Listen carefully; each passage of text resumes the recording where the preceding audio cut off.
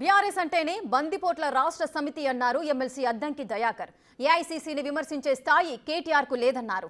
జూబ్లీహిల్స్ ఎన్నికల ప్రచార కమిటీలో దానం నాగేందర్ పేరు చూసి నీతి గురించి మాట్లాడుతున్న కేటీఆర్ కు ఆనాడు టీడీపీ నుంచి గెలిచిన తలసానికి మంత్రి పదవి ఎట్లా ఇచ్చావని ప్రశ్నించారు.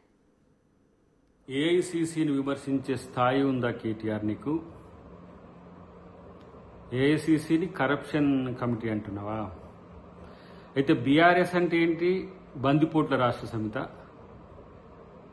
అవినీతిని ఆకాశాన్నంటే విధంగా తెలంగాణ ప్రజల్ని బందిపోట్ల కంటే ఘోరంగా దోచుకున్న బీఆర్ఎస్ పార్టీ లేదంటే బీఆర్ఎస్ పార్టీ మీ నలుగురు నాయకులు ఈరోజు కాంగ్రెస్ విమర్శించే స్థాయికి వచ్చిందా?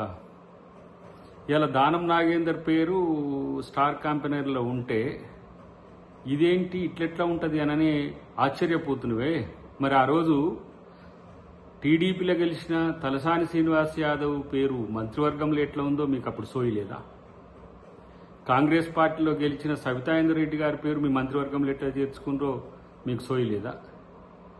మీ అవినీతి గురించి మాట్లాడాలంటే రోజులు సరిపోవు. కానీ ఈరోజు మీ అవినీతి చేసిన దాని రోజుల్లోనేమో మీరు నీతివంతులైనట్టు ప్రచారం చేసుకొని ఈరోజు కాంగ్రెస్ అవినీతి మీకు కనబడుతున్న పరిస్థితి. ఏదో ఇక్కడ ఏంది జూబ్లీహిల్స్ ఎన్నిక జరుగుతుంది కాబట్టి ఆ ఎన్నిక చుట్టూ నిన్ననేమో ఒక ఆయన మూసీకి అయిపోయింది, ఒక ఆయన హైడ్రాక్ అయిపోయి దీపావళి చేసుకున్నారు. ఇవాళనేమో ఈయన కాంగ్రెస్ అవినీతి మీద మాట్లాడుతుండే, ఆయన బస్తీ దవాఖానలు తిరుగుతున్నారు. మరి మొన్న బీసీల బంద్ రోజు మరి చెరొక ప్రాంతం ఎందుకు ఎంచుకోలే? అంటే ఇది మీ దమన నీతి, ద్వంద్వ నీతి.